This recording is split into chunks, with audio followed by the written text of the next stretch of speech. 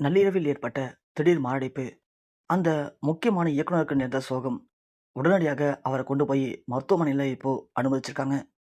மருத்துவர்கள் எல்லாருமே இப்போ கை விடிச்சிருக்காங்க. இதுதான் ரசிகர்களுக்கும் தமிழ் சினிமா திரைப்பிரபலங்களுக்கும் மிகப்பெரிய ஒரு அதிர்ச்சி ஏற்படுத்தியிருக்கு. காரணம் என்ன அப்படின்னா, தமிழ் சினிமாவில் ஒரு காலகட்டத்தில் தன்னுடைய திறமையின் மூலயமா கிராமப்புறங்களில் இருக்கக்கூடிய படங்களை மக்கள் மத்தியில் ஒரு வெற்றி திரைப்படமாக மாற்றினவர் இயக்குனர் பாரதி ராஜா. பாரதி ராஜாவை பொறுத்த வரைக்கும் தமிழ் சினிமாவுடைய ஒரு வெற்றி இயக்குனர்.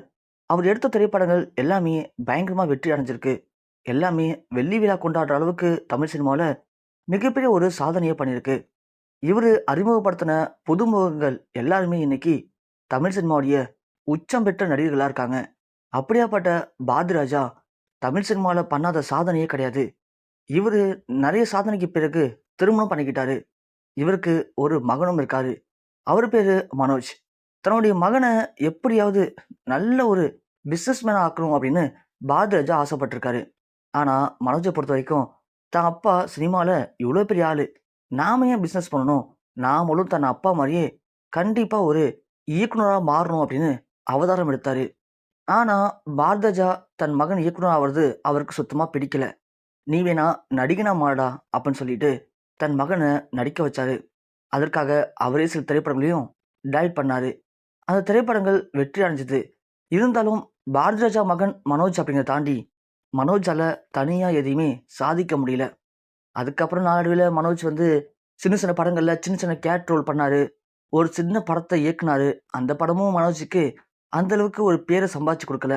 அதுலேயே மனோஜ் வந்து தன்னால ஹீரோவா, ஒரு பிஸ்னஸ் மேனா, ஒரு இயக்குனரா எதையுமே சாதிக்க முடியல அப்படின்னு கொஞ்சம் மது பழக்கத்துக்கு அடிமையானாரு. அதுல உடல்நலம் பாதிக்கப்பட்டு கடந்த ஒரு வருடத்துக்கு முன்னாடி மனோஜ் இறந்தும் போயிட்டாரு. இது எதுவுமே பாரதிராஜாவுக்கு பிடிக்கல. ஏன்னா தன்னுடைய ஆசை மகன், அவனை அவ்வளோ ஆசாசியா வளர்த்தேன். ஆனா அவன் இன்னைக்கு இறந்து போயிட்டாங்க போது பாரதிராஜாவுக்கு பெரிய மன உளைச்சல். ஆனா இந்த நேரத்துல பாரதிராஜாவுடைய உறவினர்கள் சில பேர் பாரதிராஜா காது படவே பேசியிருக்காங்க. இவர் சினிமால இவ்வளோ பெரிய ஆளா இருக்காரு, எத்தனையோ பேரை நடிக்க வச்சிருக்காருன்னு சொல்றாரு. ஒண்ணும் தெரியாத ஆளுங்கலாம் புடிச்சு நடிக்க வச்சு இன்னைக்கு பெரிய ஹீரோவாக்கியிருக்காரு. ஆனா, தான் பையனையும் அதே மாரி இவரே கைக்கிட்ட வச்சிருந்து, அவன ஒரு டைரக்டராவோ, இல்ல ஒரு ஹீரோவோ மாத்தியிருந்தா, இன்னைக்கு அவனும் நல்லா இருந்திருப்பான்ல. இந்த ஆளு செல்ஃபிஷ். தான் பையன் வளர்ந்து வந்து, தன்னோட இடத்துக்கு ஆப்பு வச்சுருவானோ அப்படின்னு பயந்து போய் தான், தான் பையன சினிமாக்குள்ள கொண்டு வரல.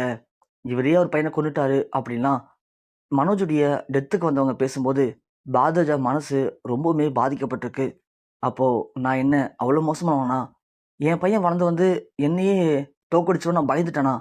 என்னைக்குமே நான் என் புள்ளைங்க நல்லா இருக்கணும்னு தான் ஆசைப்பட்டுருக்கேன். ஆனா எல்லாரும் பேசுறது எனக்கு ரொம்ப கஷ்டமா இருக்கு அப்படின்னு தன்னுடைய பொண்ணுகிட்ட சொல்லிட்டு பாரதிராஜா ரொம்பவுமே பயங்கரமா ஃபீல் பண்ணி அழுதுருக்காரு. அதன் பிறகு அவங்களுடைய மகள் பாரதிராஜாவ தனியா விட்டோம்னா செட் ஆகாதுன்னு சொல்லி, தன் அப்பாவ தன் கூடவே வச்சுக்கிட்டாங்க. இருந்தாலும் பாரதிராஜாவுக்கு அந்த மன உளைச்சல் சுத்தமா தீரவே இல்ல. அவரு எந்த நேரம் பார்த்தாலும் தன் மகனுடைய ஞாபகம், தன் மகனுடைய இறப்புக்கு காரணம் நான் தானோ அப்படிங்கிற குற்ற உணர்ச்சி பாரதிராஜாவ கொஞ்சம் கொஞ்சமா அந்த குற்ற உணர்ச்சி கொல்ல ஆரம்பிச்சது. சரியா சாப்பிடாம, தூங்காம, எந்த நேரம் பார்த்தாலும் தன் மகனுடைய இறப்புக்கு காரணம் நான் தான்னு அவருடைய மனசாட்சி அவர ரொம்பவுமே கேள்வி கேட்க ஆரம்பிச்சிருக்கு. இதுல ஏற்கனவே பாரதிராஜாவுக்கு உடல்நிலை சரியில்லாம தான் இருந்துச்சு. தன் பையன் இறந்து போனதுக்கு அப்புறம் ரொம்ப முடியல. ஆள் ரொம்ப உடைஞ்சு போயிட்டாரு. அவருக்கும் சுகர், பிபிலாம் இருக்கு. அதுக்காக சரியான நேரத்துல மாத்திரை எடுத்துக்கணும். சரியா சாப்பிடணும். ஆனா, இந்த சம்பவத்துக்கு பிறகு அவரு சரியா சாப்பிடுறதில்ல. சரியா வேலைக்கு வேலை மாத்திரை எடுத்துக்கிறதில்ல. இது எல்லாமே கொஞ்சம் கொஞ்சமா, கொஞ்சம் கொஞ்சமா பாரதிராஜா உடல்நிலைய பாதிக்க வச்சது. ஸோ, ஒரு கட்டத்துக்கு மேல நேத்து நைட்டு திடீர்னு அவருக்கு நெஞ்சு வலி ஏற்பட்டிருக்கு. வலியில துடிச்சிருக்காரு. அதன் பிறகு தான் அவங்க குடும்பத்தினர்கள் கொண்டு வந்து அவர ஒரு முக்கியமான தனியார் மருத்துவமனையில அனுமதிச்சிருக்காங்களாம். அவருக்கு தேவையான சிகிச்சைகள் எல்லாமே இப்போ அளிக்கப்பட்டுட்டு இருக்கு அப்படின்னும், அவரு ரொம்ப ரொம்ப கவலைக்கிடமா தான் மருத்துவமனையில அனுமதிக்கப்பட்டிருக்காரு அப்படிங்கிற தகவல்களும் இப்போ இணையத்துல வெளியாயிருக்கு. இந்த செய்தி ரசிகர்கள் மத்தியிலும், திரைப்பிரபலங்கள் மத்தியிலும் பயங்கர ஒரு அதிர்ச்சி ஏற்படுத்தியிருக்கு. என்னதான் நம்ம கோடி கோடியா பணம் சேர்த்து வைக்கலாம், சினிமாவில் பெரிய சாதனை பண்ணியிருக்கலாம், நம்மள்ட்ட காசு பணம்னு எல்லாமே இருக்கலாம். ஆனா வாழ்க்கையில நிம்மதி அப்படிங்கிற ஒண்ணு இல்லன்னா, கண்டிப்பா வாழ்க்கை சந்தோஷமா இருக்காது. அது வாழும்போது நரகமா மாறிடும். அப்படியாப்பட்ட ஒரு மோசமான சூழ்நிலையில தான் பாரதிராஜா இன்னைக்கு தவிச்சுக்கிட்டு இருக்கதா அவங்க குடும்பத்தினர்கள் கண் கலங்கி பேசியிருக்காங்க. இது அனைவருக்குமே உச்சக்கட்ட ஒரு கஷ்டத்தை இப்போ ஏற்படுத்தியிருக்கு.